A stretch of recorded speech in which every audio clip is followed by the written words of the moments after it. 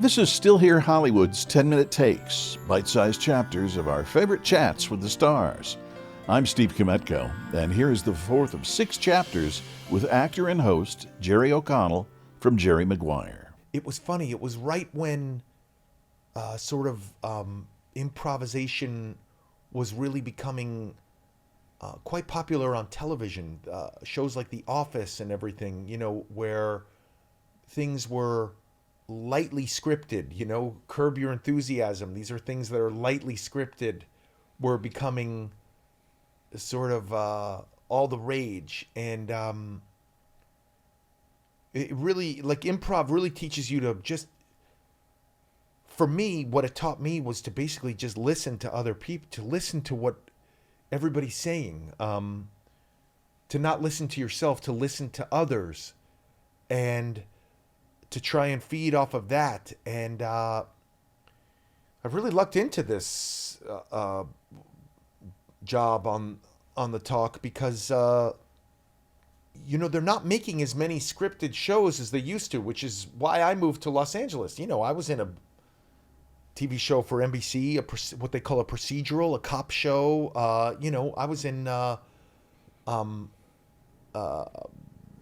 I came out here to work in TV as an actor, and I never thought I would be a talk show host. And thank God it was something that I could do. I didn't go in blind, because it's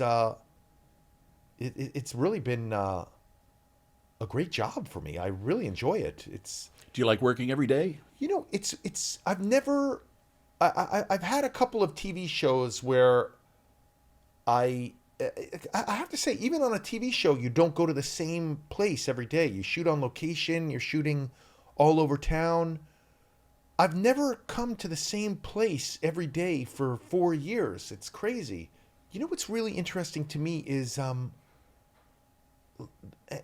you can probably speak on this, is you really get a feeling for the industry because everyone else's shows come to you. Like, you really see what's working and what's not these days. And I mean, this is no secret, but everyone has an unscripted show these days. Like, it's amazing to me how many unscripted shows there are, really. Scripted shows have become, and when I say scripted, I mean shows that are fiction shows. Not that unscripted shows are unfiction. They're just as fiction as the fiction shows, really. But it's amazing to me how much programming is reality. Reality makes you sound old, how unscripted shows are. Is that the new term, unscripted rather than reality? I think that's the fancy term that, yeah.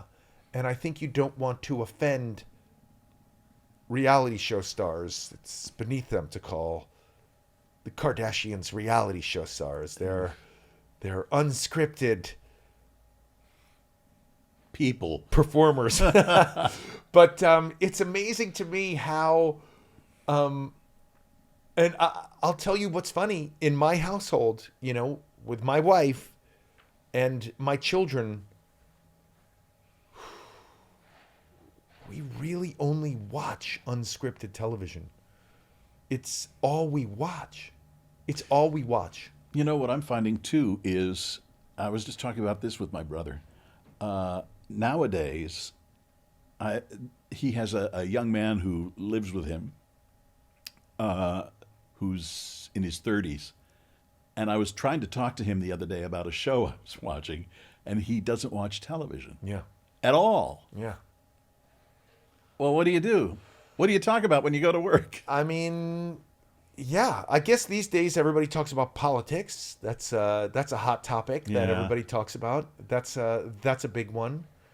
But I can remember when I would go to work or go to school, you talked about what you saw on television the night before. That's all we had. It's really funny. I mean, people talk about podcasts a lot. I enjoy a lot of podcasts. I listen to them a lot. I watch them a lot.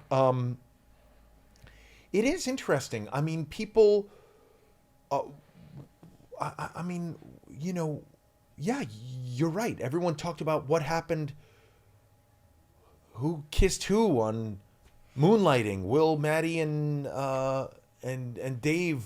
Maddie and Dave, right? Maddie and Dave. That was their names at Moonlighting. Ever get together? Will. I guess Scandal. Everybody talked about what happened on Scandal the night before. People binge shows and watch them, but I do have to say, like, take a streaming service like Netflix, while they do have their, Squid Games that everybody talks about, they do have their Love is Blinds that everybody talks about, I mean... The Crown. The Crown. Crown's a good one. The Crown's one that I watch. Yeah. Whew, that's a real one. That's a real show. That is a show with a budget.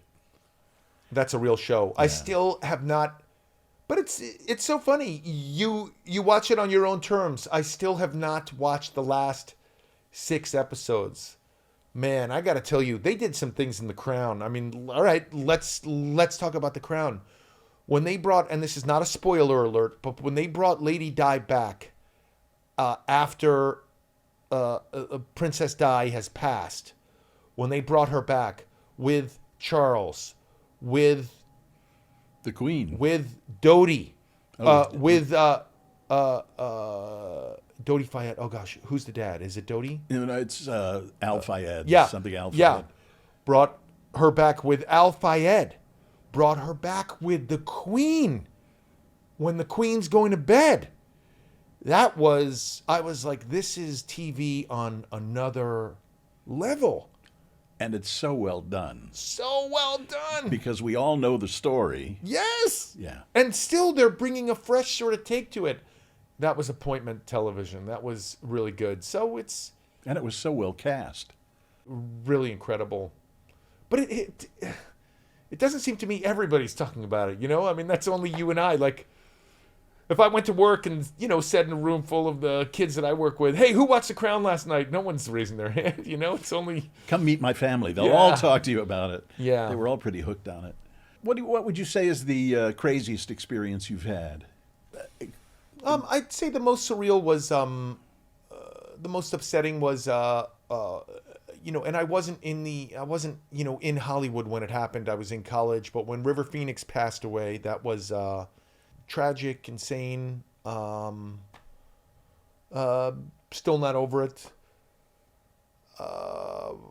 Craziest experience I've had. Let me really think about that. Okay, what about fan experiences? Have you had any crazy, wild? I don't really have like a rabid fan base.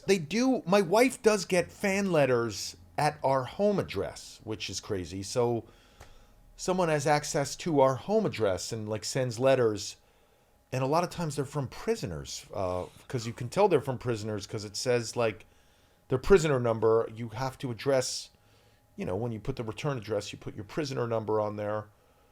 So that's pretty surreal.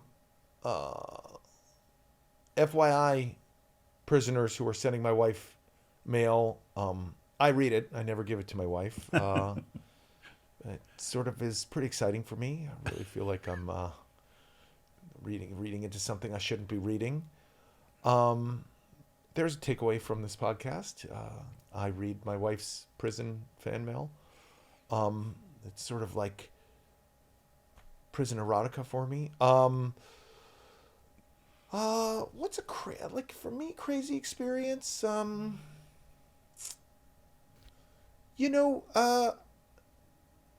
I guess there I can't give you like one experience like this crazy thing happened to me. But I have realized you cannot control a career. To watch the next chapter, click the box. If you're listening and download our episodes, it should start in a moment.